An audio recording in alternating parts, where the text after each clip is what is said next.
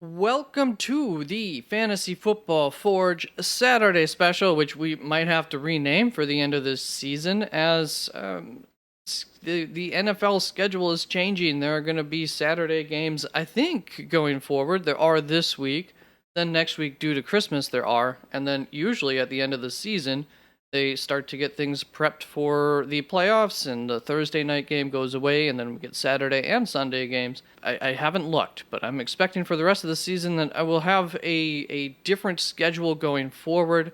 I don't know that every week I will cut the recap video as I have written here, but next week, Christmas week, I will be scrapping the recap video that I do. If you have any need for that, want for that, if you really like that video, let me know, and I'll do my best to at the very least do something. But I do put a lot of time and effort into that video, and it is one of my probably the single least best performing video that I have in a tight week. I'd rather just scrap it. But if the people who are watching that video really like it, just let me know and we'll work around that. But otherwise, let's get into this. There's a lot of headlines and not a lot of official out, doubtful, questionable ins. Also in this video, there will be more. There will be headlines. I will do a quick recap of the Thursday night game and an injury that happened there. And then it's on to my Steel Stock Scrap portion of this video, which is a stardom, situm / bold takes. And I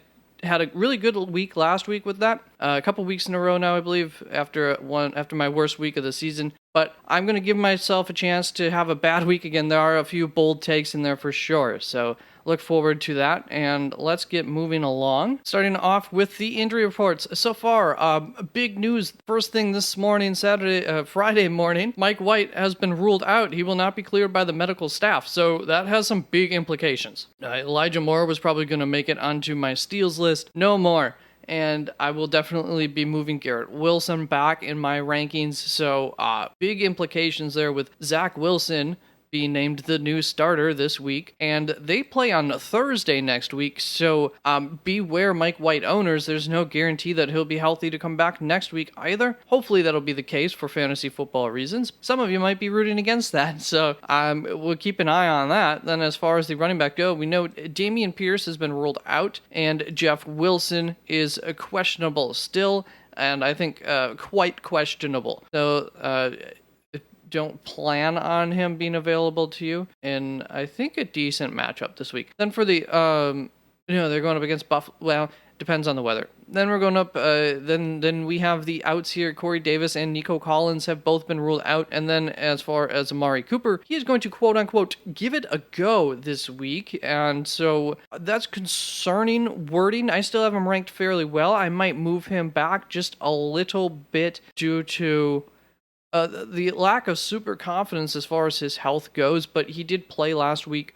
As far as the amount of time he was on the field in a full go, and I think that's a potentially good situation this week. And nothing there for the tight ends.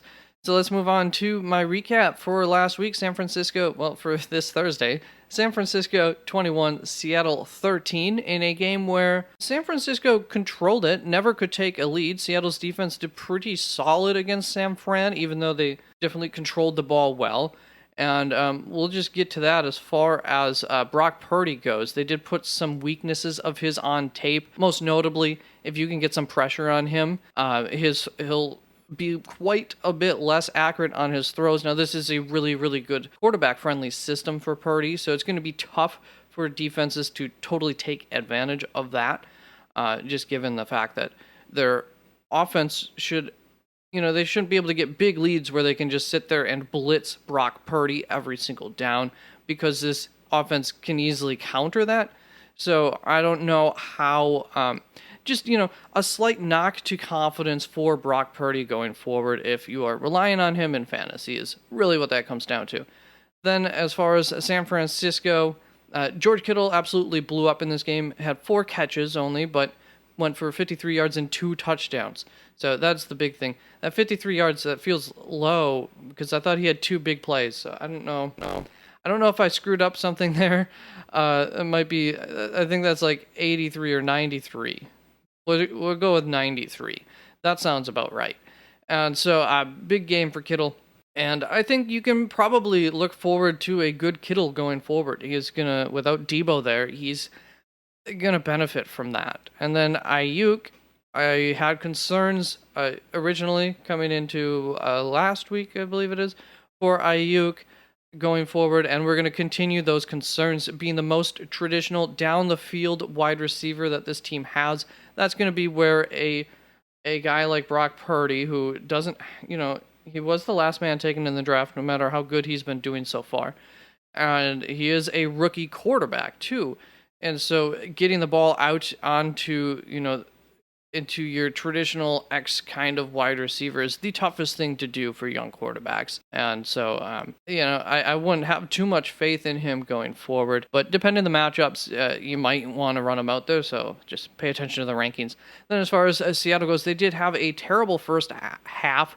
And things just didn't really go their way. There were some signs of hope. And they came out in the second half and looked better. But it was too good of a defense for them to just come back and establish the run. They just didn't have enough time in this game really to come back. The San Francisco offense was able to eat up enough clock for their inefficiencies for the Seattle offense. And they really, I think, are going to be going and looking back at this tape and seeing that first run of the game and wondering why they didn't just dedicate themselves to the run more in the first half. The big injury, Tyler Lockett had a hand injury, and Pete Carroll said it was legit a broken bone in his hand. And this morning some news came out, Tyler Lockett wants to come back in like 2 weeks. We'll see on that. That seems a little optimistic for a broken bone in the hand, but really depends on the bone and everything too. Just the word legit makes it a little more concerning. Now on to the headlines that we're going to blow through this. So there will be plenty of snow in Buffalo throughout the weekend,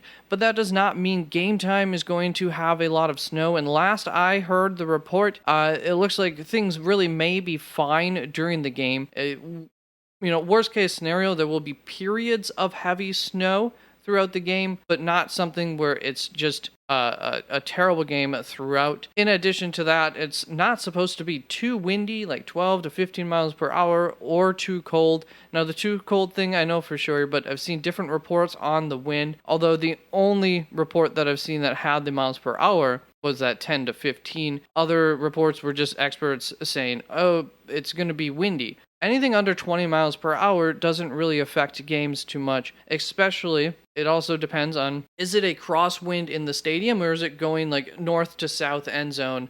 I don't think all stadiums are built north to south, but is it going with the field or against the field? That also has an impact. Too many impacts that you can always take into account for fantasy football, and many times things that aren't reported on, we don't know. It'd be cool if they'd start reporting that which way the wind's supposed to be going for games. That would be helpful. Now on to Tyler Huntley. He cleared concussion protocol, so it looks like he is going to be a go. That is a big, good sign for Baltimore this game. Then Damian Harris has been limited in practice. Ramondre Stevenson, Jacoby Myers, and Devontae Parker, however, have not been practicing as of Thursday. A lot of these reports are going to be as of Thursday. Best we got to work with.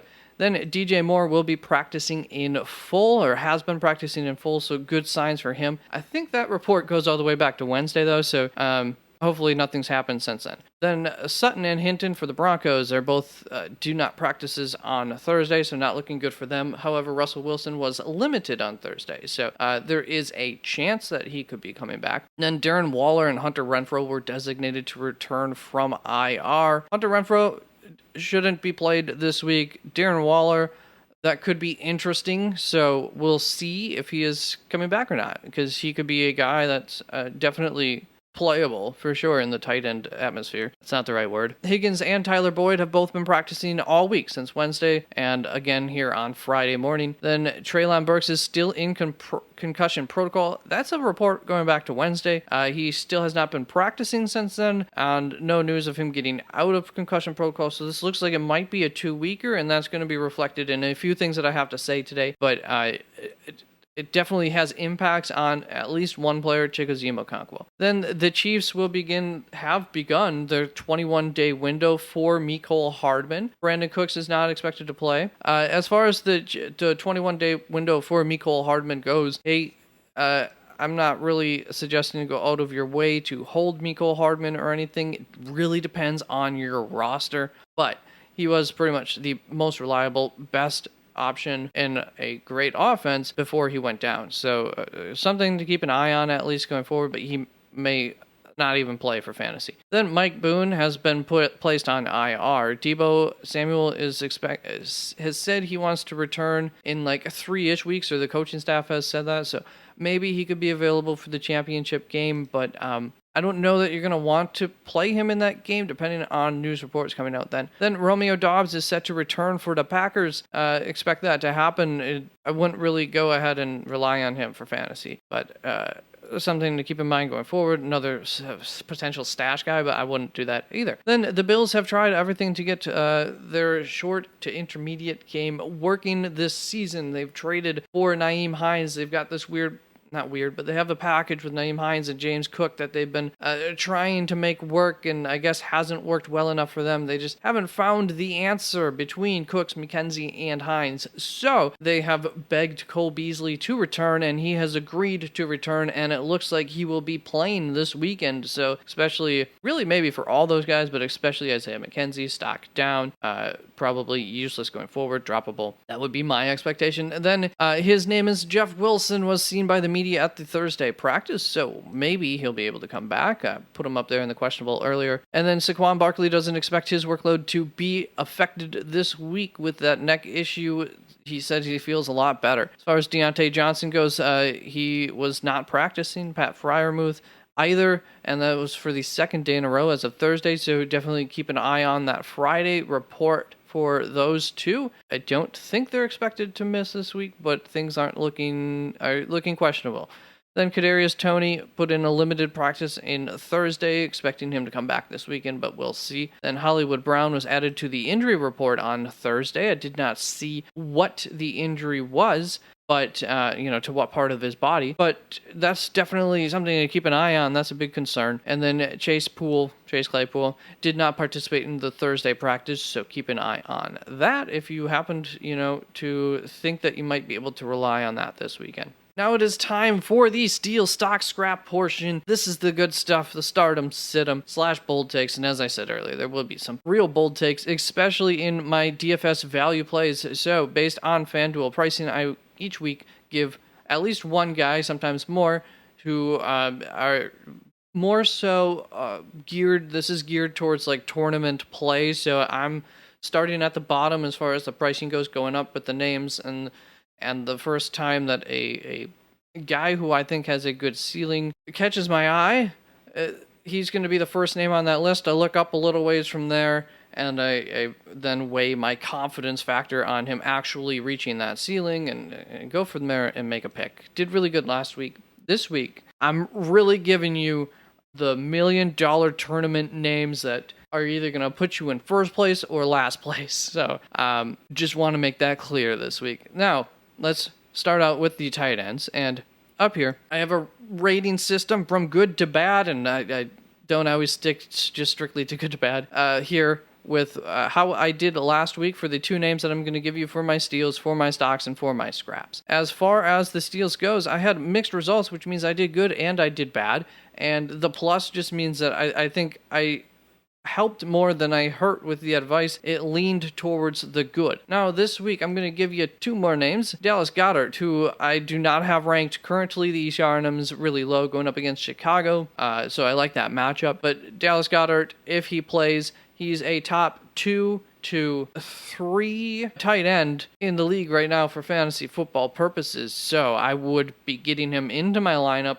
almost certainly. 99% of situations he goes in the lineup if he is playing this weekend, unless there's some major report about being super limited. Then Cole Kmet is only being played in 20% of leagues. I have him ranked 8th, the ECR and is 11th, so I have him 3 spots higher than the ECR, going up against Philadelphia. And it's an upside play here. It's not like Philadelphia is the absolute best matchup for tight ends. Due to that running threat from Justin Fields, defenses have to play a little bit differently against them, and that can open up some things, especially for like a Cole Kmet on a dump off when the team thinks he's going to run.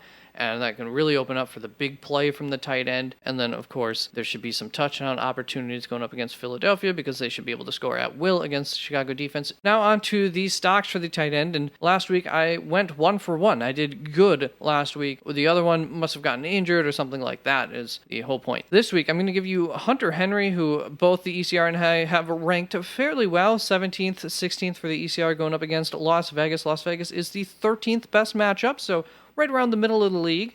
Las Vegas is pretty bad against the pass overall, so I like Hunter Henry this week as much as you can for a tight end, especially like him.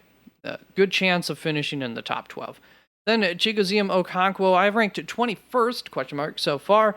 The ECR nim is 14th. This comes down to Treylon Burks. Is he playing or is he not? If he's not playing, I would put him actually above the ECR. So that's why he's in my stocks here. He is not a definite start because Los Angeles Chargers are the single worst matchup for tight ends over the past 6 weeks. By the way, all of these are going to be over the past 6 weeks when I'm giving you a best or worst matchup number. If that offense is rocking in the passing game against Tennessee, which they should be points scored, should give the ball back to Tennessee, and should force them to have to pass more than they want to, unless Derrick Henry's just rolling right from the start, but usually that takes a little while to get going. So, yeah, I mean, I like Chig quite a bit for that upside, and that's it for him. So let's move on to the scraps. And last week, I went 1 for 1. I did good. The other one got injured or something. This week, I'm going to give you Taysom Hill, who I've ranked 16th. The ECR on him is 13th. Little rich for me, for a guy who's very, very boom or bust. And so there's just more sure things that I would rather take ahead of him. Typically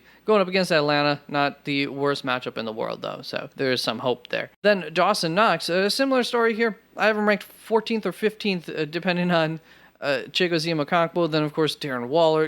There's going to be some movement based on last minute things coming through the wire here on Friday and Saturday for the games. But the ECR on him is 12, so I'm about 3-ish spots behind the ECR. Not a big difference. Miami is a good matchup for tight ends. Another thing where it could be a high scoring game. The worse the weather, probably the better for Knox, I would say. To a floor extent, the better the weather, the better the ceiling for Knox.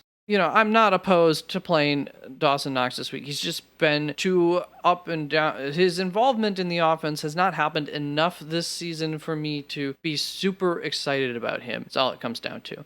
Now, for the DFS value play last week, I gave you 3 names. One of them got injured, and he's actually right here. It looks like he's probably going to play again this week, so if he does, I have him in here again. But one of them got injured, but the other 2 were the top 2 tight ends of week 14. So excellent. Did excellent. Let's try and repeat that. We'll see here. Tegan Quintoriano is a rookie tight end that plays for Houston that I just have a feeling on this week. He just started getting onto the field about 5 weeks ago or so. He's already had like 3 touchdown passes to him in the end zone and caught 1 or 2 of them. One of them for sure. It's not a high upside play, but it is the pricing is so low that if you're looking to benefit elsewhere on your roster, you could do that. Hope he gets you like 8 points, which will still put you, in the good as far as the tight end goes. 1 touchdown for 1 yard, doesn't matter. If you're getting 6, 8, 9 points, you're up there and you're in the mix for having a decent tight end day. So I'm banking on it with Quinton if you really want to go down though. Then Daniel Bellinger, I like again this week, $4,700, quite cheap, so you could go that route. You could go Chig. He's also quite cheap at $5,100, not bad for the upside that he could offer you if Treylon Burks is not playing. But ultimately, I think this might be a good week to spend up at the tight end position. Pay for Travis Kelce at $8,000. Obviously, he's the most expensive tight end, but he's going up against Houston. It's like the best matchup, so you put the best tight end against the best matchup for the position. Give me that. Now on to the quarterbacks. And for my quarterback steals last week, I gave you the quarterback 1 and the quarterback 3. So I would say, once again, pretty darn good. So let's try to continue that. Less confidence this week. This is where I'm going a little bit against the grain as far as matchups go. But Tua Tagovailoa, I have ranked 8th. The ECR on him is 11, so I'm 3 spots ahead of the ECR. Originally, I had Mike White here, but obviously we can't do that. So going up against Buffalo, and Buffalo is the 14th best matchup for quarterbacks. So they're not the same defense that they've been last year. That's over the past 6 weeks, as a reminder. Depending on the weather, which I don't think is going to impact the game too much, I would have a tough time sitting Tua for the upside. This could be the highest scoring game of the week, and I don't want to miss out on that. So this doesn't come necessarily from a total place of confidence as much as a place of, I don't want to miss out on 30 points. And so I'll take that chance and hope that worst case scenario, he still gets me 20, 22 points. Very possible, unless the weather is absolutely terrible going into game time. So do plan around that. Whoever your second quarterback is, you might have to make a decision early, and we're in the playoffs. Maybe be safe at the quarterback. You can be a little bit safe if the expectation is about 20 points. You're good. So now let's move on to Jared Goff, who I have ranked 13th, 4 spots ahead of the ECR. ECR is at 17 then for him. And as far as Jared Goff goes, going up against the New York Jets, no, it's not a very great matchup. But I do think that this offense may be able to overcome that a little bit, and especially if we're not expecting this New York Jets offense to do very good, which I thought that initially I'm like, oh, this is a really good matchup for a bad matchup, I guess, for the Jets offense, a really good matchup for the defense, because typically the Jets have wanted to establish the run. However, with Mike White in there, that's a little bit different. Mike White's not in there, so they're going to want to establish the run, and the Lions are the best team against the run as of the second half of the season. So I think they're going to really struggle, which should give more opportunities to Jared Goff, and that offense should also allow them to maybe get that run game established a little bit, which would just give a better floor to Jared Goff in a tough matchup. So I have enough confidence in this offense to be okay. So let's move on to these stocks. I think I beat that dead horse into the ground there. And for these stocks, I have Aaron Rodgers ranked 16th. The ECR and him is 15th, going up against the Los Angeles Rams. It's not like a bad matchup. It's not a good matchup. I have a feeling about this Green Bay offense this week. That's all it is. And the Rams have been fairly defeated. They did get a facelift last week with Baker Mayfield, so we'll see how that turns out. Baker seems to do the best when he's thrown into situations. Now he's had some time to think about it. We'll see. You can't dislike Baker Mayfield, so I'm rooting for him. But even if that offense is good, maybe Aaron Rodgers, they have a good day. I got a feeling about this. I'm not afraid of this matchup, especially if Aaron Donald's still out. Then Justin Fields, I have in here ranked 6th, 4 spots ahead of the ECR, 10th. Only 39% of leagues are starting him. That's the main reason he's in here. It has nothing to do with this difference. Going up against Philadelphia, which is not as bad of a matchup for quarterbacks as you think. They're only the 14th worst quarterback matchup, so just about in the middle of the league over the last 6 weeks. And Justin Fields gets a lot of his fantasy value in different ways than the traditional quarterback does. And he's been so good at it that I would expect him to be able to have a good game.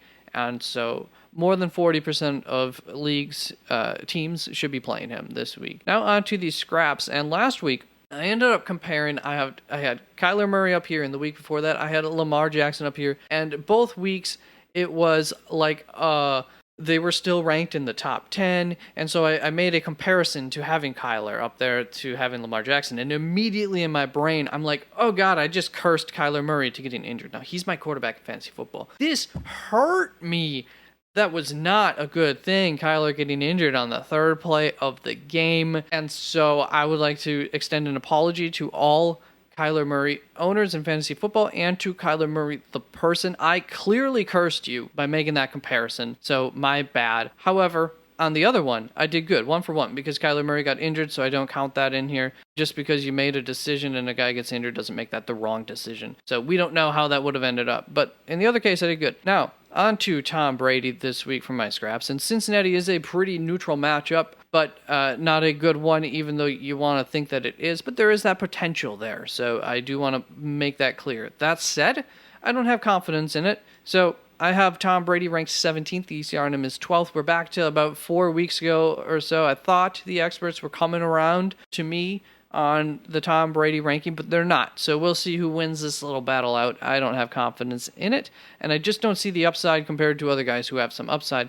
Even like a Deshaun Watson, although I might switch these two yet. I don't know. The thing about the Cincinnati matchup is there is that potential upside that I do like for another 60 pass game from Tom Brady or something like that. We'll see, because I do have some hopes for Deshaun Watson, even though Baltimore is the 5th worst matchup for quarterbacks. So don't like that, but I do.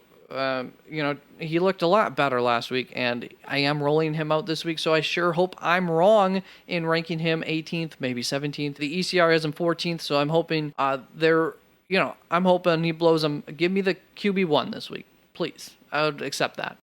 But we'll see. I'm still concerned about Deshaun Watson in this matchup specifically. Then the DFS value play that I had last week got injured, I think, or I believe got injured, so not applicable here. I do have Brett Ripien in here this week. It's like I said, I'm shooting for the frickin' ceiling this to give you that $1 million team, so you can save a bunch of money with Brett Ripien, and maybe you get yourself a 22-23 point game from him, and somewhere else you were able to pay up for Travis Kelce maybe, and get a huge advantage on the field. So Brett Ripien it is. Now on to the running backs, and for the steals I have, I did quite mixed last week, so not very mixed, but I did do quite mixed. I had the New York Jets running backs, so all in all, I did quite mixed. I doubled up a lot on the running backs last week, and all in all, that didn't work as well as the other positions. I did really good at other positions. The doubling up thing didn't quite work, but hey, we're going to try one more time here in just a little bit. Before that, J.K. Dobbins, I have ranked 16th, 6 spots ahead of the ECR. The ECR on him is 22nd, going up against Cleveland Browns, and Cleveland is the 3rd best matchup for running backs. And also, J.K. Dobbins had 70% usage in his first game back last week. I expect that to remain relatively the same, but I do expect that to be out of a larger pool of carries than the Baltimore Ravens have been able to do most weeks. So I expect them to have more runs, which should help in things like his projections. And so I've already calculated that in my brain, and that's why I have him a little bit ahead of the experts here. Great matchup, and I expect them to be running more and more efficiently than they have been most of this season, with that running game hopefully now intact. Then we go on to Pierre Strong and Damien Harris, who I've ranked 25th and 33rd. The ECR on him is 55th and 52nd. Don't know how much this is or is not due to the total uncertainty of that backfield, but I think it looks like Ramondre Stevenson will not be playing, and I think even the experts had him somewhere back here too, so they pretty much knew that, but people don't know where to rank him. I have him ranked. I have had them ranked all week, and I projected them as if it's going to be Pierre Strong and Damien Harris, and it looks like there's a good chance that that'll be the case. So if it is, otherwise it'll be Pierre Strong and Kevin Harris. And so just pretty much put Kevin Harris right in here. I don't know what he'd project out to be, but he would be a flex-worthy guy for sure. And I have Pierre Strong as a strong flex-worthy option. He is your upside play. And why do I like these guys so much? Well, part of it has to do with the fact that Las Vegas is the 2nd best matchup for running backs. And so Pierre Strong, once again, is your upside play, but he's your boom or bust play this week if it's going to be Pierre and Damien Harris. And then Damien Harris is your solid play. Maybe he should be ranked higher, but the projections didn't absolutely love him based on his performances earlier this year, but I did... Hopefully I got the usage expectations correct between the two, and if that's the case, expect something like this from them. Then, on to the stocks for the running backs, and last week I did bad-ish. There were 4 names down here. One of them, I think, didn't count. I don't know. It was a mess to look at, but all in all, I didn't do good, that's for sure. So this week, hopefully... I'll do better, me and the experts for the most part, and giving you 2 names who I'm actually throwing out caution for. Usually these are names where I'm saying just trust us and go with it, but we're not going to do that this week. Starting off with Jamal Williams, we both have ranked 27th going up against the New York Jets. He's been great all year. It's been really heavily touchdown reliant, but it's still come through. And both the experts and I have typically had him ranked quite high, 18, 17, especially through those bye weeks. But there's a lot more options out there, and the New York Jets are not a great matchup there. So we're obviously not really giving the benefit of the doubt to Jamal Williams getting a touchdown this week. Now, on to Devin Singletary, who have ranked 37th. ECR is 36th, going up against Miami. And it's not like Miami's some terrible matchup. They're an okay matchup, a neutral-ish matchup as all things go. But there's a lot of question marks going into the amount of usage that we should expect from Devin Singletary in this game.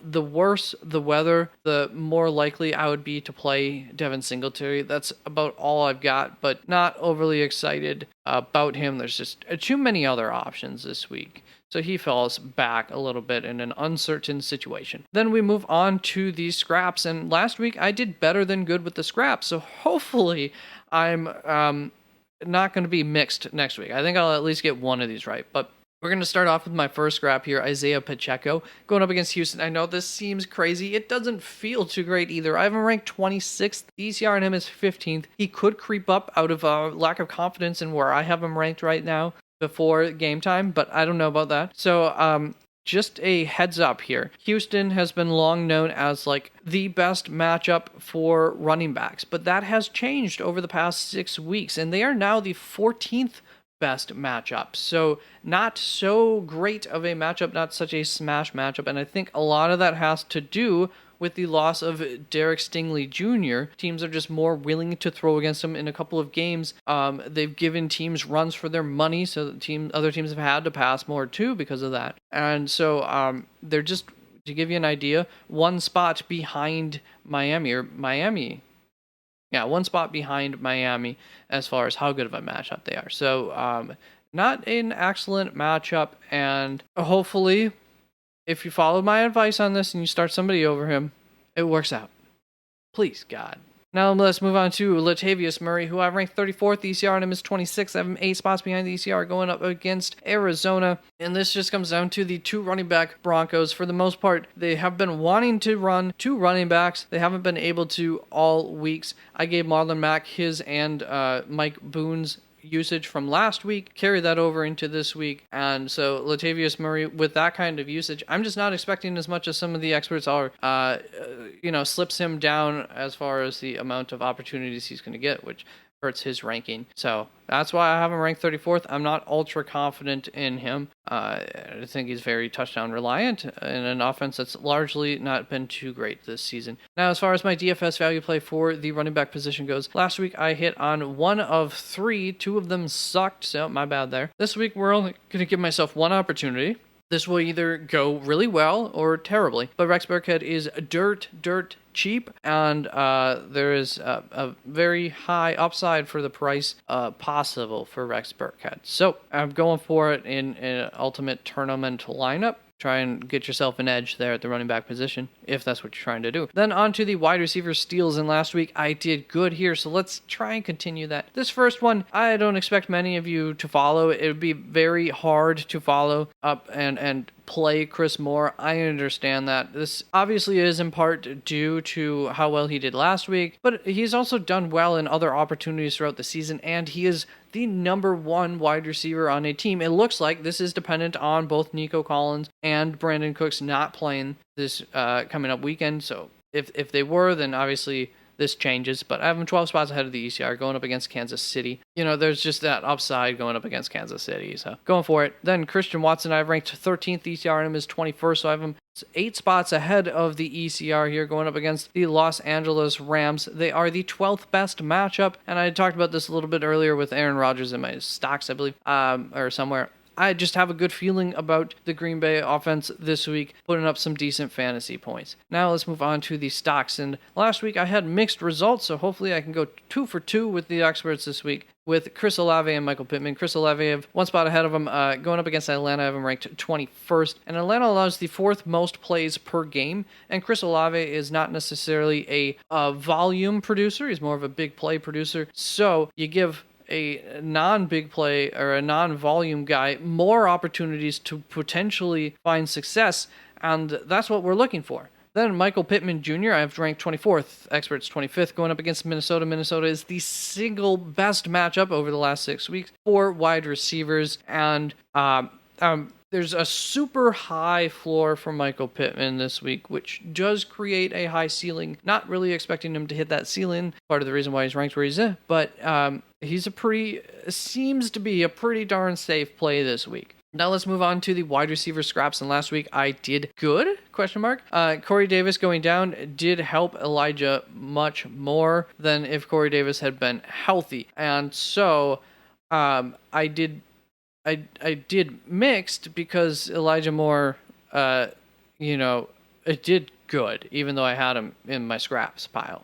Corey Davis had to go down, I believe at least, in order to make that happen. So I don't know how much, I feel like I did good because how was I supposed to predict that Corey Davis would go down? And that's the whole reason I didn't like Elijah Moore. Now, with that said, Elijah Moore this week, I wanted to put in my steals. But with the news this morning, couldn't do that. So anybody who is out there excited about potentially playing Elijah Moore this week, I would downgrade him so much that you're probably not thinking about playing him. Now, this week, I'm going to give you George Pickens for my scraps. I have him ranked 45th. The ECR on him is 36th. Going up against Carolina. Carolina is the second best matchup for wide receivers. Why do I have George Pickens down here? It depends on the quarterback. If Trubisky's playing, I don't really like George Pickens a whole lot. I love Deontay Johnson if he's playing. Now, of course, if Deontay Johnson were to be out this week, that changes things for George Pickens and scratch this. I also may move George Pickens up a little bit. I did not realize that Carolina has been the second best matchup for wide receivers, so I may give him the benefit of the doubt and put him closer to like 40 or something like that. And then my second guy, I have Adam Thielen here in my scraps pile. I have him ranked 40th. The ECR on him is 34th, going up against Indianapolis. Indianapolis is the 8th worst matchup for wide receivers. Don't love it. Don't love the upside in a bad matchup for a guy who I never loved the upside for anyways, except for I did get him, I believe, right. Like last week as far as liking him. Probably the only time this year that I said I liked him. I feel like it might have been 2 weeks ago that all that happened, but I'm pretty sure it was just last week. Now on to the DFS value play. And last week I did excellent. Like, if people followed all my value plays, they should have been winning some freaking money. So I did excellent. I gave you the wide receiver 6 here. I think it was a DJ Shark. And so with that said, DJ Shark was pretty popular last week for DFS value options.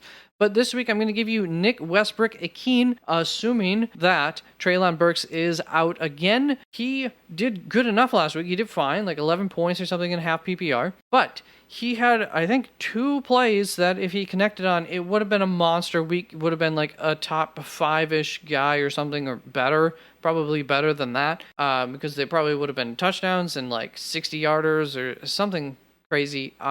If they could connect on those big passes, it's a big week. So I would be willing, at the price that Nick Westbrook is, which I believe was dirt cheap, I would be willing to take a shot on that as long as Treylon Burks is out. So that is it for my Steel Stock Scrap everything. Good luck this week. You can come and visit me live 1 hour prior to kickoff on Saturday and Sunday. I'll be there to help you with your start sit questions, and I don't get overly inundated with questions, so I'm available to answer them quickly. If at the very least you want to come in the last second and give it a try. I also have my rankings up, and there was something else that I've forgotten about, so too bad for me. All right, take care. There's a lot of fluctuation with players yet as far as where they'll end up being ranked based on start sit, based on players being in and out. So keep an eye on everything. Don't be afraid to change your opinions on guys as we get down the wire here. All right, take care. Bye-bye.